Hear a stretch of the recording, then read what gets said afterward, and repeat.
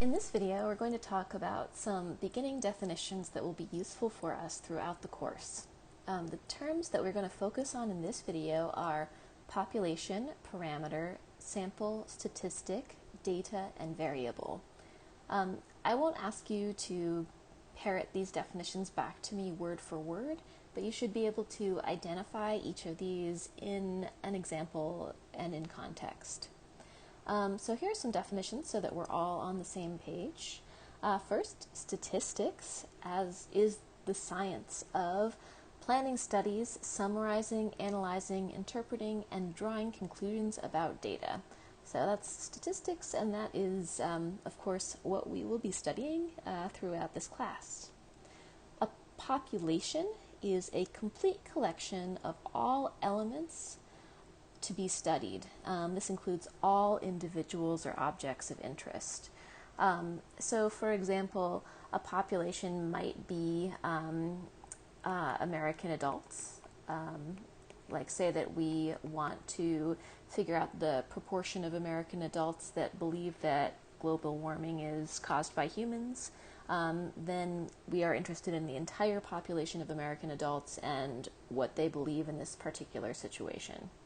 In another example, we might have a population that is the set of all, like, say, cell phones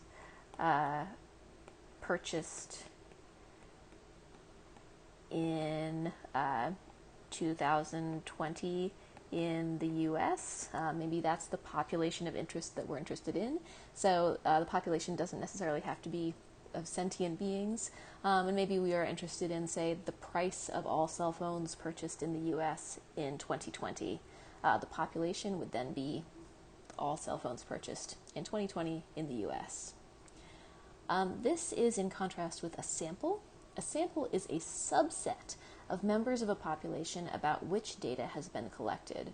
So in general, when a study is done, if our population was American adults, then we wouldn't actually be able to do a poll for all American adults.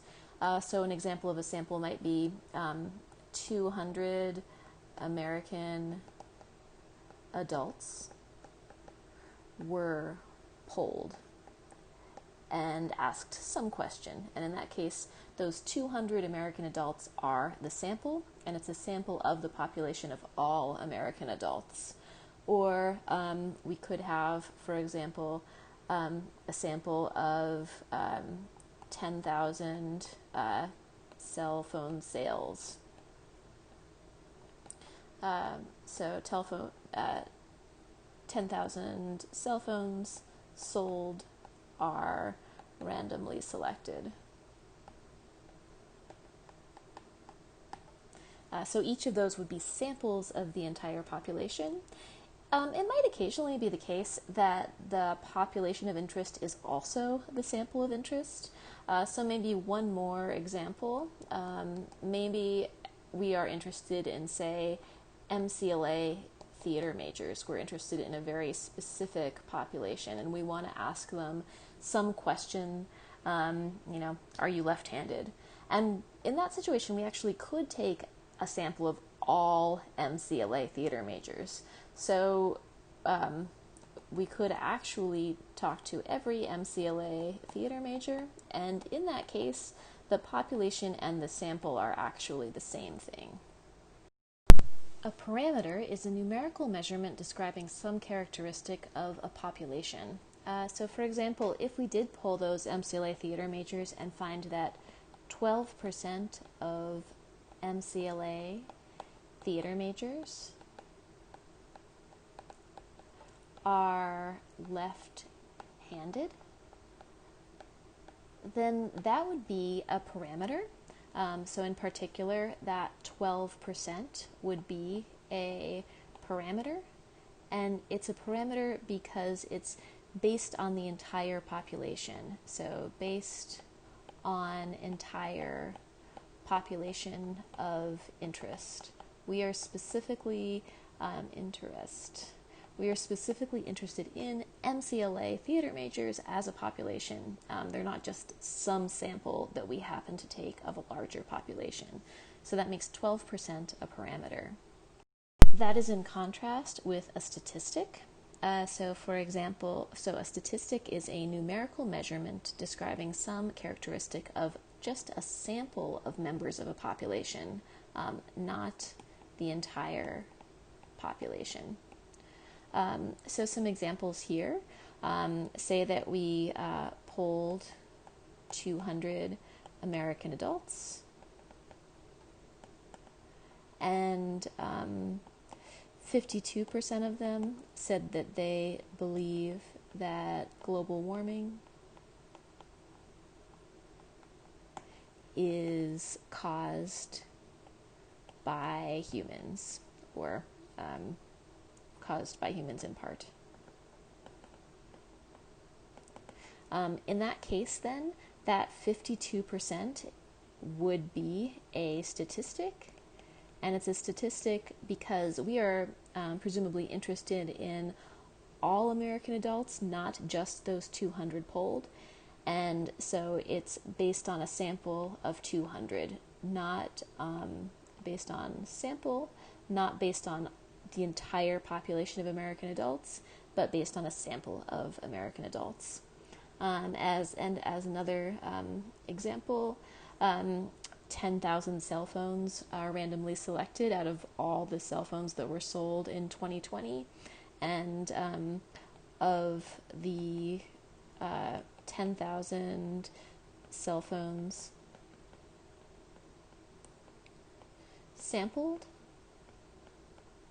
the average price was, let's say, $250. That $250 would also be a statistic, and that statistic is not based on all cell phones sold, but a very large sample of 10,000 cell phones that were sold. And each of those statistics are numerical measurements describing a sample of members of a population. Typically, statistics and parameters are represented with different notation. So the mean or average, when it's a parameter, when it's based on entire population, is typically represented by a Greek letter mu. So that's the Greek letter mu. Whereas in a statistic, it is represented, for a statistic, the mean or average is represented as x with a bar over it, and that's pronounced x bar, x with a bar over it. And similarly, the standard deviation, if it's based on an entire population, if it's a parameter, that's represented by a lowercase Greek letter s, lowercase sigma. So that's a sigma. And if it's a statistic, then it is represented by a lowercase letter s that we would normally use. So it's generally the case that parameters have sort of fancier letters associated with them, like Greek letters mu and sigma for the mean and standard deviation, whereas statistics, values that are attained just from a sample, are given using kind of less fancy letters, such as x bar for the mean and lowercase s for the standard deviation. For me, a way to remember the difference between a statistic and a parameter is that making statistics representative or valid is a science. So when we think of something like, okay, 200 adults were polled and here are the results, if we're trying to make that representative of the entire population of American adults, say, we have to really do some planning and science to make that work. We have to figure out ahead of time, okay, how many people do I need to poll to make sure that this is truly representative, or how representative will this be? What's my margin of error? What's my confidence interval? How can I randomly select people in a way that actually is representative? So there's a lot of, science to a statistic, which is based on a sample. Whereas if you do have a parameter, like I figured out that 12% of MCLA theater majors are left-handed, I don't have to do a lot of science from there to say, well, was that really representative of all MCLA theater majors? Because, yeah, it was. I wanted to just learn something about MCLA theater majors, and I learned something about all of them, so that's really all there is to say about that particular number. It is automatically a valid representation of all MCLA theater majors, and I don't have to do any science to think about it. So statistic is more of a science. Parameter, you have all the information wrapped up in that one number. A variable is a characteristic that can be determined for each member of a population. A variable is usually denoted by capital letters like X and Y. Variables can be numeric, quantitative variables, or categorical, qualitative variables. Some examples: X, the variable X could be the length of a centipede in centimeters, and that would be a numeric or quantitative variable. Y could be a kindergartner's favorite ice cream flavor, and again that would be a categorical or a qualitative variable. It does not have a number associated with it. Z could be the price of a gallon of gas at a randomly selected gas station, and that variable Z would be quantitative. Data are the actual collected values of a variable. Those values can be numbers or words. So for example, if the variable X is the length of a centipede in centimeters, some data values might be 12 centimeters, 9 centimeters, etc. Those would be some data values. If Y is the variable a kindergartner's favorite ice cream flavor, then some data values might be chocolate, etc. If Z is the price of a gallon of gas at a randomly selected gas station, then some data values might be $2.78 and so on. So those would each be examples of data, the actual collected values of a variable. So I'd like you to try these examples on your own, and after reading through the examples, I would like you to pause the video and actually try this and then compare your answers with mine. So in each of these examples, identify the key terms, the population, sample, parameter, statistic, variable, and data, if they are present in the example. If they are not described in the example, then just say so. So the first example A psychologist wants to determine how often on average college students use filler words like during presentations. She observes 12 students giving 10-minute presentations and record the numbers of filler words used. The number of filler words the students observed were 44, 28, 7, 83, 55, 21, 15, 22, 6, 31, 12, 24. She calculates that the average number of filler words in 10 minutes is 29. Example B, the business bureau of a town wants to know how many restaurants in their town are offering food delivery. They survey all of the restaurants in their town and find that 65% of them are offering delivery. And finally, example C, a news program polls 300 American adults and finds that 72% of those polled support increased K-12 education funding.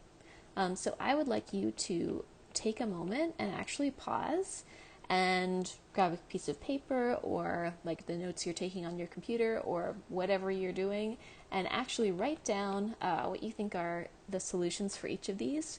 What's the parameter, what's the sample, and so on for each of these examples, and we'll talk about them in just a moment. So in our first example, what is the population of interest? So the psychologist wants to determine how often college students use filler words like as professors do as well. So population, that would be all college students.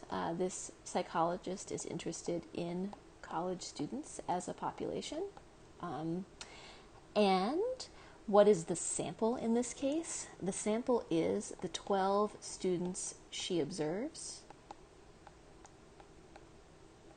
So the 12 students observed. What else do we have? We've got these words that are the number of filler words in 10 minutes for these different students. And that is our set of data. So our data is 44 words used, 28 filler words used, 7 filler words used, etc., down to 24 filler words used. So that's our actual set of data.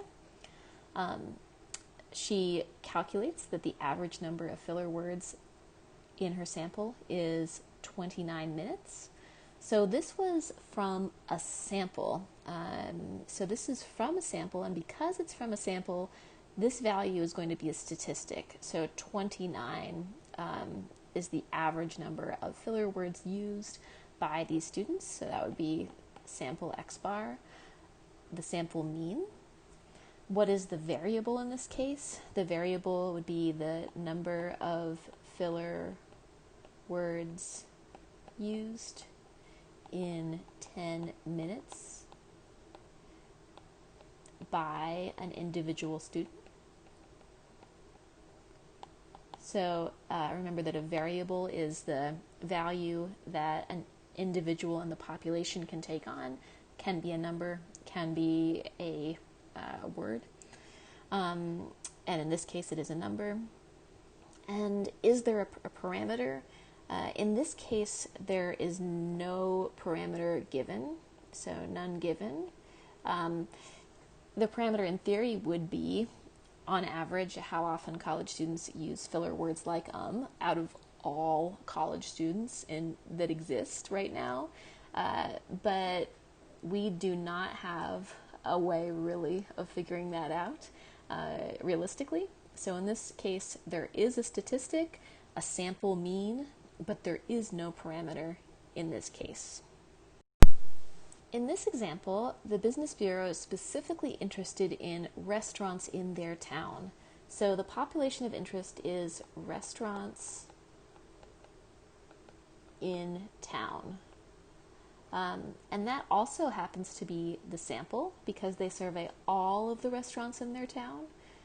Because they survey all of them, that means that in this case, the population and the sample is the same. And because they survey all of the restaurants in their town, all of the entire population of interest, that means that this 65% is a parameter. It's a parameter because it's based on the entire population. That means that in this case, there's no statistic that is actually present in this example. What's the variable? The variable is whether or not a particular restaurant offers delivery. So whether a restaurant offers delivery. It's some characteristic that can be determined by each member of the population. And the data here is not explicitly given. The data here might be things like, yes and no, and so the data would be a collection of yeses and nos. 65% of them apparently are yeses. But we don't know how many restaurants were actually surveyed. We don't have a list of the actual data set. We just end up in this example with the parameter of 65% of all the restaurants in town happen to be offering delivery. Okay, last example. A news program polls 300 American adults and finds that 72% of those polled support increased K-12 funding. So here, presumably, this news program is sort of interested in figuring out something about all American adults. So the population of interest we would assume is American adults. And we polled a subset of those. So our sample is the 300 adults polled. And because our value that we end up with, 72%, is based on a sample of the entire population instead of all American adults, that makes this a statistic. There is no parameter given, so none given. The parameter in theory would be the proportion of American adults that do support increased K-12 funding. So that's what the parameter is, but nobody knows exactly what it is. A statistic is just trying to estimate that parameter. And a variable in this case is do American adults support increased K through 12 funding or not? So variable, does the adult support increased funding? And that variable can take on the value yes or the value no. And the data is, again, not given in this example, but the data will be things like yes, no, etc. So we could figure out what the data values are. There are 300 American adults polled, and 72% of them said yes to this poll. So it would be, 0.72 times 300 yeses and 0.28 times 300 no's. But the data is not actually given in the problem, but it will be a series of yeses and no's.